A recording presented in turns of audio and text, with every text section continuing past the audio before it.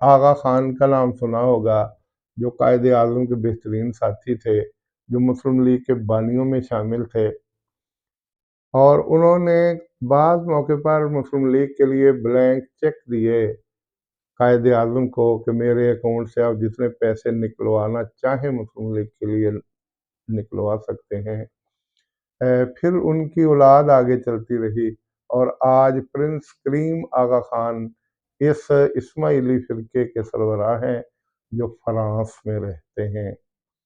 اللہ معاف کرے، کچھ لوگوں کے خیالات میں نے پڑھے، اخباری رپورٹ میں نے پڑھی کہ جب وہ اپنے دفتر میں صبح آتا ہے تو 40 جوان لڑکیاں اپنے بال بکھرا کے لیٹ جاتی ہیں الٹی، اور وہ ان بالوں کے اوپر سے چلتا ہوا دفتر آتا ہے۔ اسلام اس کی اجازت نہیں دیتا، لیکن وہ تو ایک الگ بات ہے۔ انہوں نے اپنی ایک کمیونٹی بنا رکھی ہے، اور وہ فنڈز جمع کرتے ہیں، عبادات۔ وہ کہتے ہیں کہ اگر ساری آپ نے زندگی کی عبادات معاف کروانی ہے تو آپ اتنے لاکھ جمع کروا دیجئے، آپ نے 1 سال کی عبادات معاف کروانی ہے، اتنے پیسے دے۔ اس پیسے سے انہوں نے آغا خان فاؤنڈیشن بنا رکھی ہے، جس کے تحت آغا خان لیبارٹری بنی ہوئی ہے، آغا خان یونیورسٹی بنی ہوئی ہے، آغا خان کالج بنے ہوئے ہیں، اور اس کے علاوہ وہ فاؤنڈیشن ان بچوں کو سپورٹ کرتی ہے جن کے پاس وسائل نہیں ہوتے۔ وہ بچہ یا بچی بیرون ملک جانا چاہے تو وہاں ان کو بھیجتے ہیں۔ اگر وہ پاکستان کی کسی بھی اچھی یونیورسٹی میں داخلہ لے کے تعلیم حاصل کرنا چاہیں تو ان کے آنے جانے کے اخراجات فری ہوتے ہیں، اور بعض جگہ پر بچوں کو بائی ایئر بھیجا جاتا ہے، اور بائی ایئر وہ واپس آتے ہیں۔ تو ایک چیز،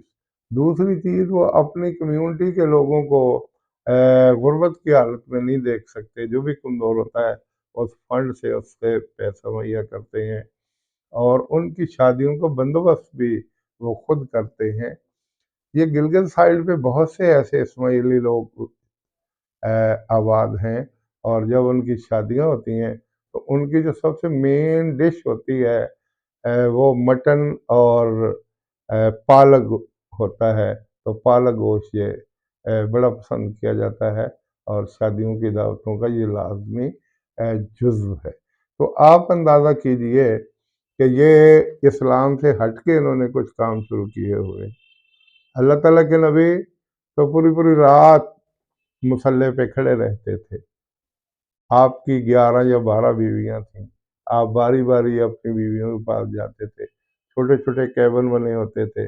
ساری ساری رات عبادت کرتے رہتے تھے۔ حضرت اماں عائشہ کہتی ہیں بعض دفعہ مجھے اپنے آپ کو سکیڑ کے اللہ تعالیٰ کے نبی کو جگہ دینا پڑتی کہ وہ نوافل پڑھتے، اور بعض دفعہ میں کہتی کہ آپ تو معصوم عن الخطا ہیں، آپ عبادت نہ بھی کریں تو آپ جنتی ہیں، آپ کی پنڈلیاں سوج جاتی ہیں، آپ کے پاؤں پہ ورم آ جاتے ہیں، آپ تھک جاتے ہیں، آپ کیوں اتنی مشقت کرتے ہیں، کیوں اتنی ریاضت کرتے ہیں، کیوں اتنی عبادت کرتے ہیں؟ تو وہ کہنے لگے کہ اللہ تعالیٰ نے بعد از خدا بزرگ کوئی قصہ مختصر، مجھے اللہ نے اپنے بعد سب سے برگزیدہ انسان بنایا ہے، تو کیا میں اللہ کا شکر گزار بندہ نہ بن جاؤں؟ تو وہ تو اس طرح عبادت کیا کرتے تھے، اور جنگ کی حالت میں نماز پڑھا کرتے تھے، خوف کی حالت میں نماز پڑھا کرتے تھے۔ لیکن اس فرقے کے لوگوں نے عبادات کے عوض پیسہ جمع کروانا شروع کر دیا، اور اس سے اپنی کمیونٹی کو یہ ہیلپ آؤٹ کرتے ہیں۔ تو ان کے حساب سے پتہ نہیں یہ کیسے طریقہ صحیح ہے، اسلامی نقطہ نگاہ سے یہ طریقہ صحیح نہیں ہے۔ آپ کو آغا خان لیبارٹری نظر آتی ہیں، آپ کو آغا خان یونیورسٹی نظر آتی ہے، اور انہوں نے تو پاکستان کے تعلیمی بورڈز خریدنا چاہے، اور پھر اپنا نصاب یہ لانا چاہتے تھے۔ یہ تو علماء کرام نے بڑی بھرپور مہم چلائی تو یہ سلسلہ رکا۔ اور اس کے علاوہ ایک بات اور، ہمارا حبیب بینک جو ہے اس کے 52% حصص انہوں نے خرید لیے ہیں۔ جس کے 48% حصص ہوتے ہیں وہ ڈومینیٹ ہوتا ہے، جن کے 52% حصص ہوتے ہیں اس کو اپر ہینڈ حاصل ہوتا ہے، اور انہوں نے وہ پھر اپنی بات منواتے ہیں، اور انہوں نے بھی اپنی بات منوا لی کہ حبیب بینک کے حصص چونکہ آغا خانیوں کے پاس ہیں، تو انہوں نے آرڈر جاری کر دیا کہ ہر شخص پینٹ اور شرٹ پہنے گا، ہر شخص چھوٹی سی داڑھی بھی رکھے گا، اور ہر شخص ان کا جو چارٹر آف ڈیمانڈ ہے اس کے مطابق دن گزارے گا۔ تو اس طرح اسماعیلی دن بدن اپنی تعداد کو بھی بڑھا رہے ہیں، اپنی استعداد کو بھی بڑھا رہے ہیں، اور اپنی خواہشات کو بھی بڑھا رہے ہیں، اور اپنے مضبوط مالی وسائل کی بنا پہ ہماری معیشت پہ، ہمارے کاروبار پہ، ہمارے نظام تعلیم پہ اور دیگر معاملات میں ہم پہ حاوی ہونے کی ہر وقت کوششوں میں مصروف ہیں۔ پرنس کریم آغا خان جو ان کے روحانی پیشوا ہیں، وہ جب پاکستان آتے ہیں تو کھلبلی مچ جاتی ہے، بڑے بڑے افسران اعلیٰ ان کا دم چھلا بنے نظر آتے ہیں، بڑی آؤ بھگت کی جاتی ہے، بڑی شان سے وہ آتے ہیں، بڑی شان سے وہ جاتے ہیں، اور ان کو پتہ نہیں کتنے بڑے افسر، ملک کے شاید سب سے بڑے وزیر اعظم اور صدر جیسا پروٹوکول میسر ہوتا ہے، اور وہ پاکستان کی بہترین ہوٹلوں میں ٹھہرتے ہیں، اپنی کمیونٹی میں جا کے وہ لیکچر دیتے ہیں، اور ان کی رہنمائی کا فریضہ سر انجام دیتے ہیں۔ تو صاحبو، یہ چونکہ اسلام سے ہٹ کے کام کر رہے ہیں، ہمیں ان سے تھوڑا سا دور رہنا چاہیے، کیونکہ اسلام ایک راسخ العقیدہ مذہب ہے، اور ہم اس کے لیے تن من دھن قربان کرنے کے لیے تیار ہیں۔ یہ جو نئی چیزیں اسلام میں آ رہی ہیں یہ جائز نہیں ہے، آپ اسے بدعت کہہ سکتے ہیں، آپ اس کو ناجائز کام کہہ سکتے ہیں۔